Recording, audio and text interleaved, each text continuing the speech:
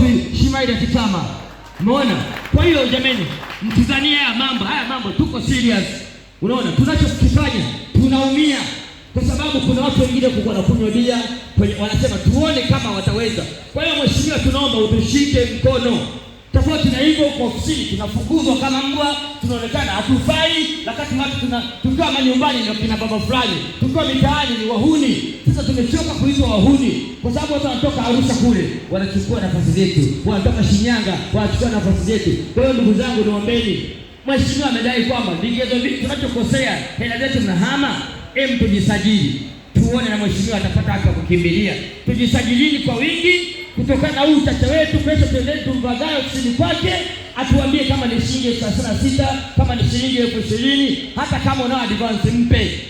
Wasanii tuna mengi sana ya kusema. Haya, kuhusu matamasha yote unayajua mazuri, unasikia yanaanziaga kwa kina DJ Roy. Hakina analofanya DJ Roy hana kushindikana. Mimi leo sitaki kujibeza kama hata msiponichagua, lakini mimi sanaa nataka ni-support mwanzo mwisho kwa sababu tunaumia. Kwa kama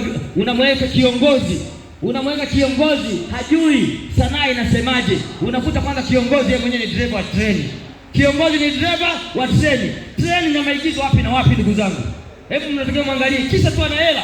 Hapana, tunaumia sana. Tuwekeni watu wanaohusika na sisi wenyewe. Unasikia? Sisi wenyewe tunajua shida zetu. Location huko mheshimiwa, tunakutana manyoka, tunakutana wachawi usiku, lakini wenyewe ukifika kwa sababu ana gari anatupa wali wa shilingi 30,000, 50,000. Inatakiwa huo mfuko huu unapatikana kwa utamaduni. Unaona mheshimiwa, tuko radhi tufanye lolote lile tunapoomba mchango kwako, kiasi kwamba kilio cha msanii anapoomba kwake anaenda kulilia kwa utamaduni. Kwa mfano sasa hivi kuna msanii anaumwa sana, yuko Kitete, akijifungua mapacha, mtoto mmoja akafariki. Nataka kuambia sasa hivi wa kike ni msanii mkubwa sana, lakini hana support. Unaona? Nikiwaambia mnashangaa, mnatakiwa mtoke hapa leo au kesho mkamwona huyo binti mwenye shilingi 100, shilingi 300. Hakuna msaada wowote, hatuna pa kusamehe.